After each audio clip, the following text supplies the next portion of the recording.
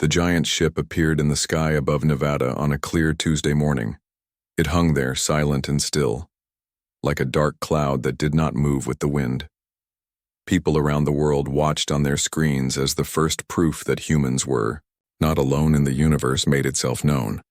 Admiral Susan Rogers stood in the desert looking up at the huge craft. The sun reflected off its strange metal in patterns that made her eyes hurt. As the leader of Earth's new space defense team, she had often wondered what this moment would be like. But all her training had not prepared her for the simple fact that the aliens were just waiting. 3 days now, said Greg Martinez, her second in command. He wiped sweat from his forehead and adjusted his uniform. No messages, no movement, just watching us. Susan nodded, her eyes never leaving the ship. That's what worries me. Around them, a camp had sprung up. Scientists, soldiers, and government officials from around the world had gathered in this remote spot. Some came to study the ship. Others came to plan how to fight if needed. All of them were afraid, though few would say so. "What do you think they want?" asked Dr. Alan Parker, the team's expert on possible alien life. He was a short man with round glasses and a habit of talking with his hands. "Resources? Land? Maybe. They're just curious?" Susan shook her head. "If I knew that, I'd sleep better at night." On the 4th day, something changed. A small opening appeared in the bottom of the ship. A beam of light shot down to the ground. The soldiers raised their guns, but Susan held up her hand. "Hold fire," she ordered. "Let's see what happens." 3 figures floated down the beam of light. They did not look anything like humans. They had bodies that reminded Susan of giant insects, with shiny outer shells and many arms that moved in perfect order. Their heads had large eyes made up of many smaller parts like a fly's eyes. The middle alien stepped forward. A small device on its chest lit up and a voice came out, speaking perfect English. "People of Earth, we are the Viridian Collective. We have studied your world for some time before making our presence known. We come with peaceful intent. President." Olivia Ward, who had arrived that morning, stepped forward to meet the aliens. She was a tall woman with gray hair and a strong voice that had led the nation through hard times. "Welcome to Earth," she said, trying to sound brave. "We hope for peaceful talks between our worlds." The alien who spoke seemed to be the leader. It made a strange movement with its front arms that might have been a greeting. "I am called Nexus 7, it said. "We have watched your broadcasts, learned your languages, and studied your ways. Your species is most unusual." "Unusual how?" asked Susan, speaking out of turn but too curious to stay quiet. Nexus 7 turned its large eyes toward her. "In our studies of life across the stars, we have found many thinking beings. Some are ruled by cold logic. Others are driven by raw feeling. But your kind is different. You mix reason and emotion in ways we find hard to understand." Dr. Parker stepped closer, his fear now replaced by professional interest. "Is that bad?" "Not bad," said Nexus 7. "Interesting. Your minds work in patterns we have never seen before. They create outcomes we cannot predict." The alien paused, as if thinking how to explain. "Most species we meet are like straight lines. They follow the path that makes most sense based on what they know. But humans are like a river that changes, course without reason, sometimes flowing against what seems natural." President Ward frowned. "And this is why you're here? To study how we think?" "Yes," said Nexus 7. "With your permission, we would like to invite some of your people to our ship. We wish to learn how your minds work, how you make choices, how you create art and music that has no clear purpose, but still has meaning." Susan felt uneasy. It seemed too simple. "And what do we get from this exchange?" The alien made a sound that might have been a laugh. "Knowledge. We can share things your people have wondered about for ages. The nature of space and time, the history of other worlds, the secrets of moving between stars." The humans looked at each other. It seemed like a fair trade. But Susan still had questions. Why us? Why Earth? There must be many worlds out there. Nexus 7's eyes flickered with light. "Because you are rare. In all our travels, we have found only a few species with minds like yours. Most follow roads we can map. You make your own paths. This is a gift we wish to understand." President Ward nodded slowly. "We will need time to discuss your offer."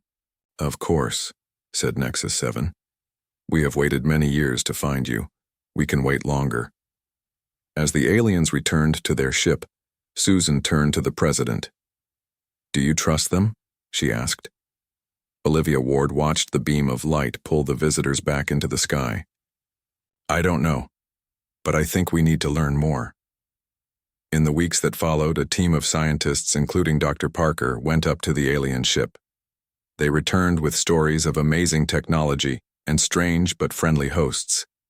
The Viridians seemed truly interested in humans, asking endless questions about how people made decisions, why they created art, and what made them laugh or cry. More people visited the ship: artists, teachers, workers, and children. Each group brought back new knowledge. The aliens kept their word, sharing secrets of the stars that helped Earth build better ships, cleaner power, and new medicines. Susan still had her doubts. One evening, as she watched the sunset turn the alien ship golden, she asked Dr. Parker what he had learned. "They're scientists like me," he said with a smile. "They want to know how things work, but human minds are a puzzle they can't solve, and it drives them crazy." Susan looked up at the ship. "And you believe that's all they want? To understand us?" Alan nodded. "I do. Because in all the stars they've visited, they've never found anyone quite like us. And in science, the things you don't understand are the most valuable." As night fell, lights began to shine from the great ship like a new constellation in the sky. Susan wondered what other ships might be out there watching Earth, and whether they all came with such peaceful questions. "I hope you're right," she said softly, "for all our sakes." 3 months passed since the Viridian ship first appeared in the sky. People around the world had grown used to seeing it hang above Nevada, though many still felt uneasy when they looked up. The aliens had kept their word. They shared knowledge about the stars, helped cure some hard diseases, and showed humans how to make better, cleaner power. In return, they studied how humans thought and acted. 100 people had been chosen to visit the alien ship regularly for what the Viridians called mind mapping. They were not just famous scientists or leaders, but ordinary people from all walks of life: farmers, teachers, artists, and workers. The aliens wanted to understand all types of human minds. Dr. Kate Foster was one of these people. As a brain scientist, she had spent her life studying how people think. Now she found herself being studied. She sat in a round room on the alien ship while a Viridian named Echo 9 placed a light helmet on her head. "This will not hurt," said Echo 9, its many arms moving with grace. "It only reads the patterns in your mind when you think about things." Kate nodded. After 3 months, she had grown used to these sessions. "What will we explore today?" "The puzzle of human survival," Echo 9 said. "Your species should not exist by our calculations." Kate raised her eyebrows. "That's not very nice to say." The alien made a clicking sound that Kate had learned was like a laugh. "I mean no offense, it is just that your history shows a pattern that does not make sense to us. You create tools to destroy yourselves before you learn how to live in peace. You change your world's air and water before you understand how they work. By all we know of life, you should have ended your own story long ago." "Yet here we are," Kate said with a smile. "Yes, here you are. Growing, learning, surviving against all odds. This is what we call the survival puzzle." Kate thought about this as the light helmet began to glow softly. "Maybe we're just lucky." Echo 9 moved its head in a way that meant no to the Viridians. "Luck is random. What you show is a pattern. When faced with a problem that should end you, your kind finds a way forward that no logical mind would think of. It is as if your mixed up way of thinking, part reason, part feeling, gives you answers that pure logic cannot find." Before Kate could respond, a loud sound filled the room. Echo 9's body changed color, turning from green to a deep blue. Kate had never seen this happen before. "What's wrong?" she asked. The alien's voice became flat. "Another ship has entered your solar system, one not from our people." Kate felt a chill run down her spine. "Are they friendly?" "No," Echo 9 said, simply. "They are the hegemony, and they do not come to study. They come to take." Within hours, the news spread across Earth. A second alien ship had appeared near Mars. It was much bigger than the Viridian vessel, dark and sharp-edged where the Viridian ship was smooth and bright. It moved quickly toward Earth, ignoring all attempts to communicate. In the desert base below the Viridian ship, Admiral Susan Rogers met with President Ward, Dr. Parker, and the alien leader, Nexus 7. The room was tense as they watched the screen showing the new ship's path. "Who are they?" President Ward asked. "What do they want?" Nexus 7's body had turned the same deep blue as Echo 9's. "They are the hegemony. They are difficult to explain in your terms. Think of them as collectors. They find worlds with resources. They want and take them." "Take them how?" Susan asked, though she feared she knew the answer. "They process worlds," Nexus 7 said. "They take what they find useful, metals, water, life forms with interesting traits. Then they move on." Dr. Parker looked pale. "And the people on these worlds?" "Some are taken as samples. Most are removed." The room fell silent. Susan looked at the screen again, watching the dark ship grow larger as it approached. "Can we fight them?" she asked. "With your help?" Nexus 7 made a gesture of sadness. "The hegemony's technology is far beyond even ours. We have kept our freedom only because they find our research useful. They allow us to explore and study as long as we share what we learn." President Ward stood up straighter. "So they might listen to you. Can you tell them to leave us alone?" "We can try," said Nexus 7. "But they already know we are here, and they will want to know why we find your species worth studying." The next day, the hegemony ship reached Earth orbit. It dwarfed the Viridian vessel, casting a shadow that could be seen from the ground. A message came, not in words but in images that appeared on screens worldwide. A tall gray being with eyes like black holes and skin like stone. "I am Subjugator Vex of the hegemony," it said in a flat voice. "Your world has been marked for processing. Resistance will only make this process less pleasant." President Ward stood before the camera trying to look strong, though her hands shook slightly. "We do not consent to processing. We wish to talk and find a peaceful solution." The alien's face showed no emotion. "Consent is not required. Processing will begin in 14 days. The Viridian presence here is noted, and their research permit is revoked." Susan stepped forward. "What gives you the right to process our world?" "Right?" Beck seemed confused by the question. "We have the power. That is all the right that matters in this universe. The strong use the weak. This is the natural order." Nexus 7 moved into view. "Subjugator, we request more time. This species shows unusual mental patterns that warrant extended study." "Your research has been reviewed and found lacking in value," Vex said coldly. "Humans are simply another species with ideas above their proper place. Their resources will serve the hegemony better than their thoughts." The screen went dark. Everyone in the room looked at each other, the weight of what they had just heard heavy in the air. 14 days, said President Ward quietly. "Can we evacuate people? Hide them somewhere?" Nexus 7's many eyes blinked slowly. "There is nowhere in this system they will not find you. But perhaps..." The alien turned to Dr. Kate Foster, who had joined them from the ship. "Perhaps the very thing we have been studying can save you now." "Our mixed-up thinking?" Kate asked, remembering their earlier talk. "Yes," said Nexus 7. "The hegemony's power comes from pure logic. They cannot understand minds that work like yours. And what they cannot understand, they cannot predict." Susan finished, a small light of hope entering her eyes. "So what's the plan?" The next 12 days flew by as Earth prepared to face the hegemony.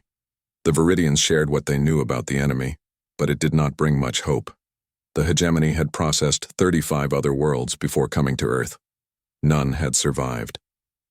Indeed, the underground base beneath the Rocky Mountains, Dr. Kate Foster worked with Echo 9 and a team of Earth's best minds. They had turned the largest room into their planning center. Maps and screens covered the walls. People rushed back and forth carrying reports and new ideas. The problem is simple, Kate said to the gathered leaders. We cannot fight them with guns or bombs. Their ships are too strong.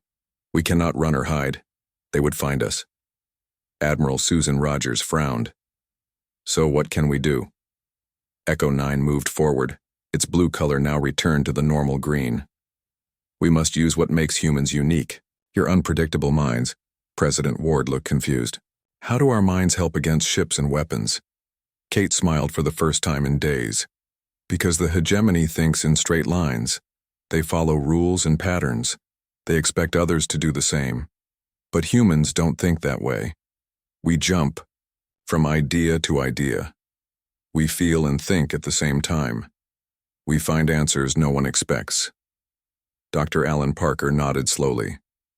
So we need to be unpredictable, to do what they would never expect. Exactly, said Nexus 7, who had joined them. The hegemony believes all beings act from clear goals based on self-interest.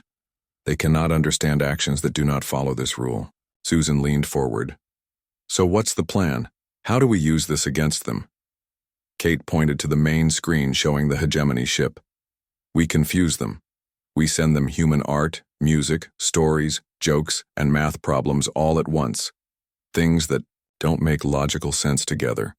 And hidden in that flood of information, we send a special computer code the Viridians helped us create. A computer virus? Asked President Ward. Not exactly, said Echo 9.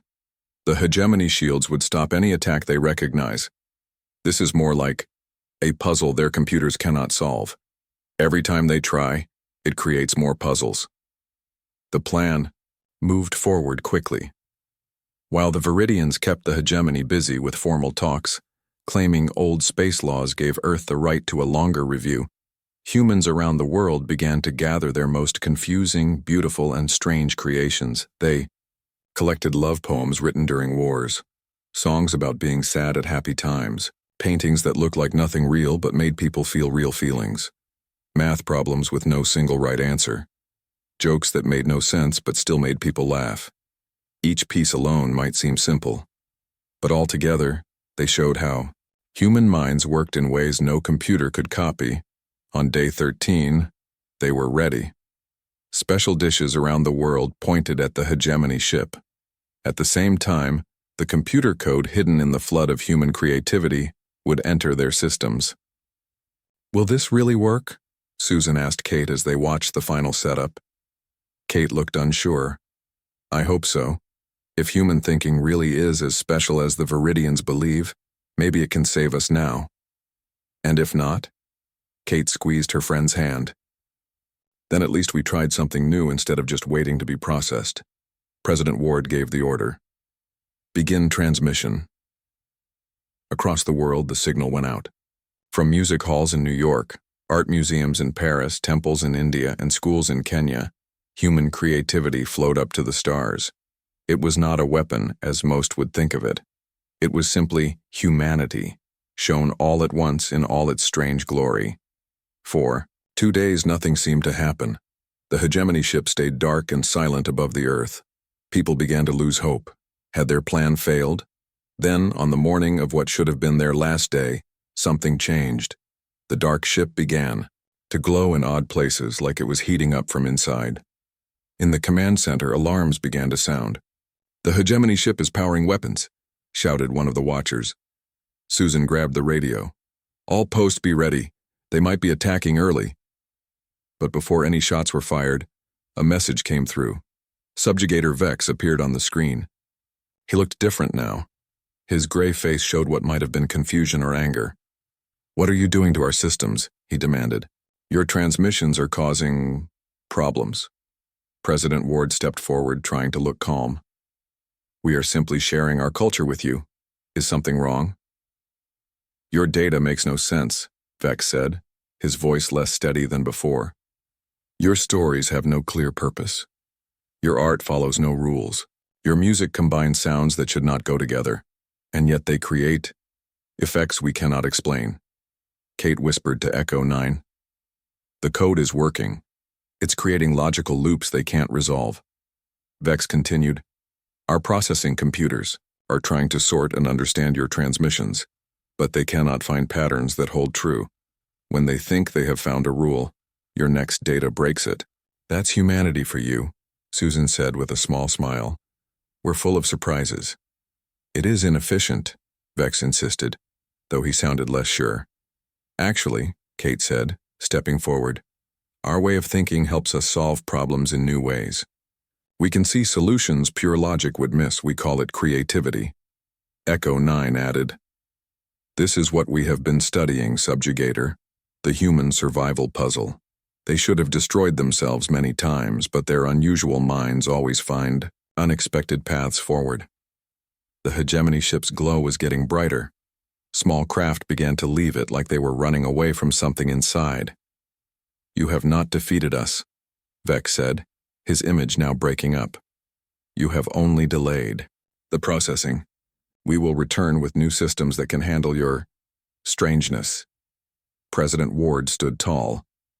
Let me be clear, Subjugator. If you try to process our world, we will keep sending you human puzzles until your ships fail completely. We will be the most difficult world you have ever tried to take. For the first time, Vex looked unsure of himself. The Hegemony Council will be told of these problems. The screen went dark. Within hours, the Hegemony ship began to move away from Earth. It did not leave quickly as if running away. It moved slowly, as if trying to look like this retreat was its own choice all along. In the command center, cheers broke out. People hugged and cried. They had faced the greatest threat in human history, and somehow, against all odds, they had survived. Susan looked at Kate with wonder. Did we just save the world by being confusing? Kate laughed. I think we did. We used the very thing the Viridians came to study, our messy, mixed-up human thinking. Echo 9 made the clicking sound of Viridian laughter. The hegemony believes all things must follow clean, logical paths. You showed them a kind of thinking they cannot process, and what they cannot understand, they cannot defeat, Susan finished. As the hegemony ship became a small dot in the sky, Kate wondered what would happen next. The danger might be gone for now, but the universe had just become much bigger and more complex than anyone had imagined. And humanity had just proved that sometimes not making sense was the most sensible thing of all. 6 months passed since the hegemony left Earth. The planet had changed in ways no one could have imagined before the aliens came.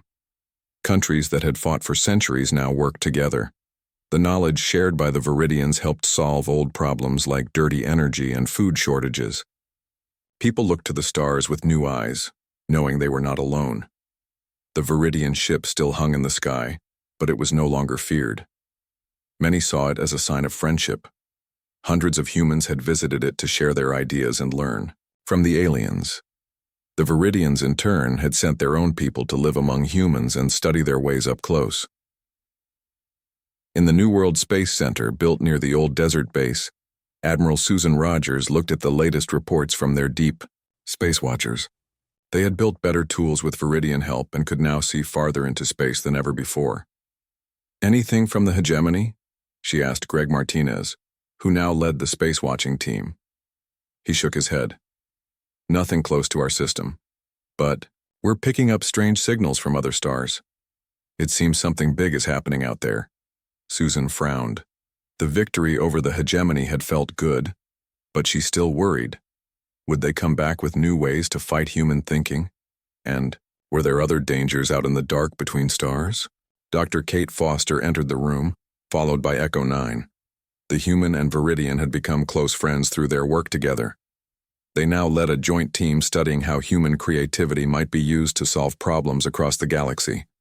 UI. Look worried, Kate said to Susan. Susan pointed to the star map. Just wondering what's happening out there. The hegemony doesn't seem like the type to give up easily. Echo 9's body rippled, and what the humans had learned was a sign of agreement. They are not. But our latest news suggests they face problems they never expected. What kind of problems? Susan asked.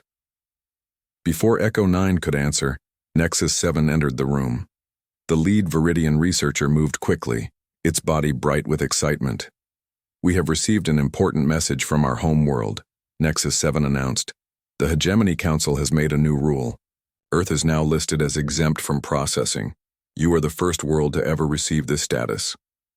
The humans in the room looked at each other in shock. Susan was the first to find her voice. Why would they do that? Because we're too much trouble?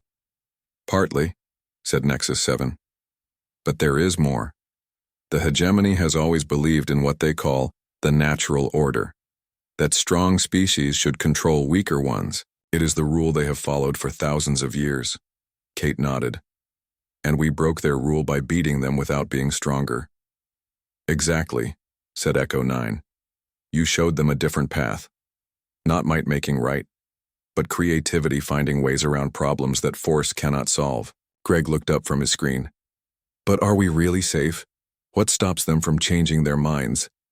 Nexus 7 made a gesture that meant something like a smile. The Viridian Collective has signed a protection agreement with Earth. Our ships will help watch your system. In return, you will share your unique thinking with us. A fair trade, said Susan, feeling some of her worry ease. There is something else you should know, Echo 9 added.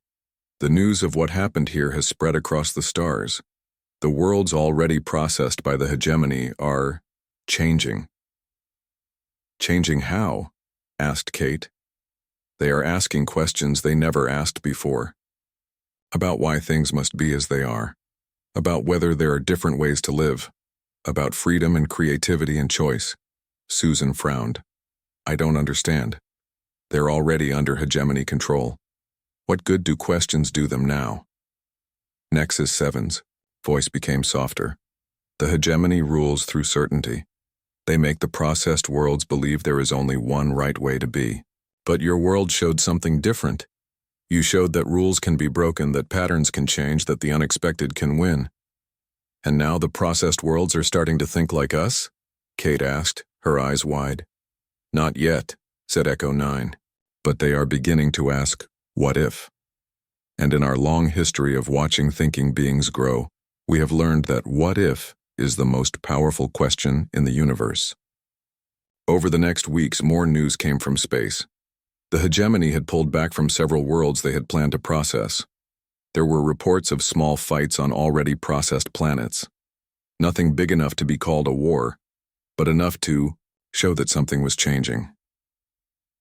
One afternoon, Kate found Echo 9 watching a group of human children playing in a park near the Space Center. The alien seemed lost in thought as the kids made up a game with rules that changed every few minutes, laughing when someone did something no one expected. Credit for your thoughts? Kate asked, using the old saying. Echo 9 turned to her. I am thinking that we Viridians came to study your species because you were a puzzle. We wanted to know how you survived when your thinking seemed so messy. And now? Now I wonder if your messy thinking is not a flaw, but the greatest strength a species can have. The Viridians evolved through pure order, the hegemony through pure power, but humans, you found a third path, being both orderly and chaotic, both logical and emotional, both selfish and kind. Kate watched the children play. They had drawn the Viridian ship in chalk on the ground and were pretending to visit it, making up wild stories about what they found inside. So that's why aliens won't destroy humanity? Because we're too confusing? Echo 9 made the clicking sound of Viridian laughter. Because you show that the universe is not only about strong eating weak or smart controlling simple. You show that life can find endless new paths. And once that idea spreads, the alien looked up at the sky. Who knows what might change? In the Space Center, Susan looked at the latest plans for Earth's first true starship. Built with Viridian help, it would soon be ready to take humans beyond their own solar system for the first time. The ship had been named New Path, which seemed fitting. She wondered what they would find out there, what new friends or dangers waited among the countless stars. But whatever came, Earth now faced it from a position of strength. Not the strength of weapons or walls, but the strength of minds that could always find another way forward. The human way. 1 year had passed since Earth faced the hegemony and won. The New Path starship was finally ready for its first journey beyond the solar system. It stood tall and proud in the launch area, its silver hull shining in the morning sun. Unlike the sharp dark ships of the hegemony or the smooth curved vessels of the Viridians, this ship was uniquely human. It combined parts of both alien designs but added something new, something that could only have come from human minds. Admiral Susan Rogers walked around the ship one last time. Though she would not be going on this first trip, she had helped plan every part of it. She felt like a parent sending a child out into the world. "Nervous?" asked President Ward, who had come to see the launch. Susan smiled. "A little, but mostly proud. 1 year ago, we thought we might be wiped out. Now we're taking our first steps to the stars." The crew of the New Path was special too. It held 20 humans from different countries and backgrounds, along with 5 Viridians who would help guide the way.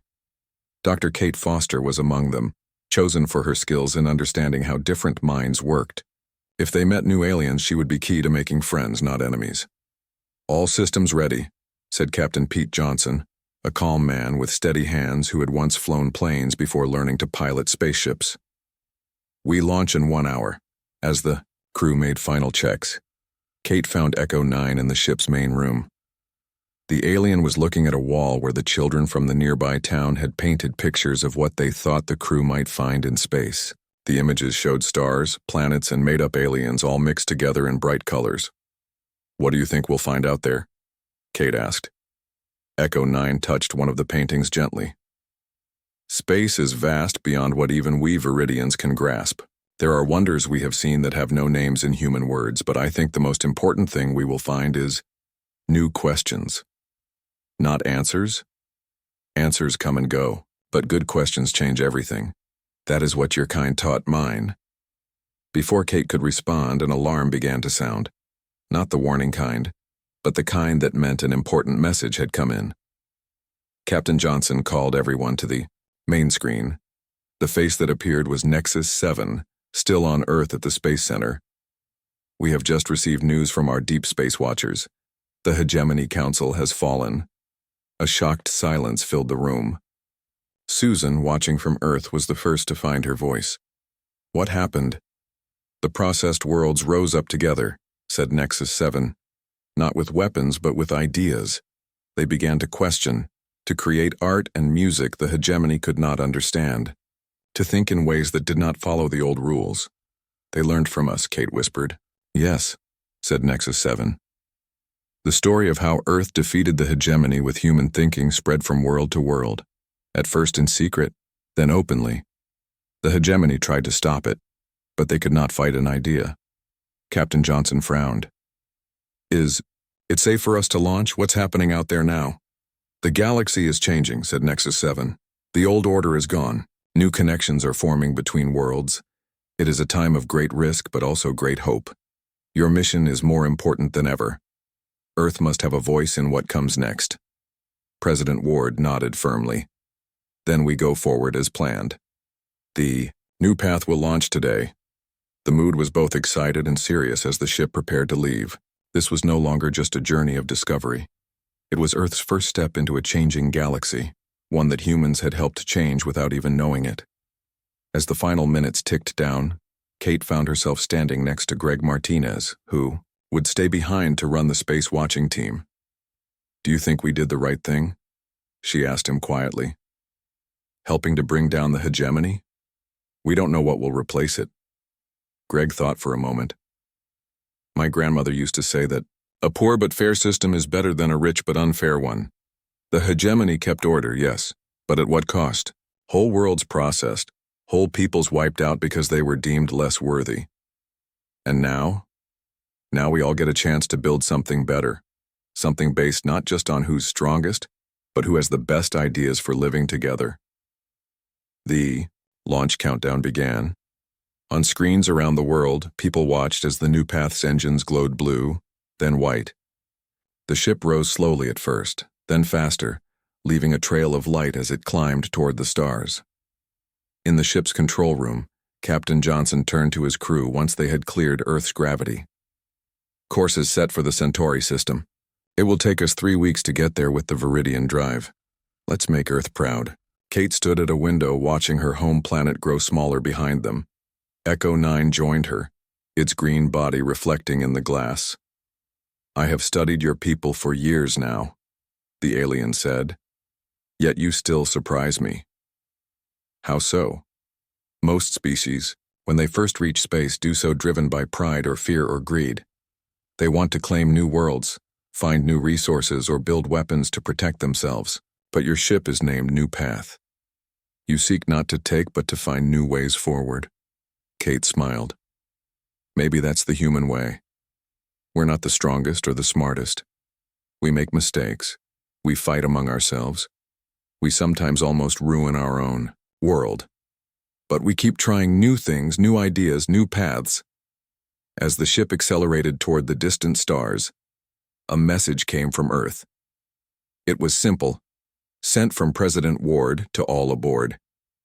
You carry with you the hopes of humanity. Show the galaxy not just what we can do, but who we are. Not conquerors or rulers, but explorers and bridge builders. Show them why, in a universe of wonders, the human mind may be the greatest wonder of all. The New Path flew on, carrying humans to meet their future. Behind them, Earth continued to change and grow. And across the stars, worlds once ruled by fear began to ask new questions and dream new dreams. The galaxy would never be the same. And that perhaps was humanity's greatest gift to the universe.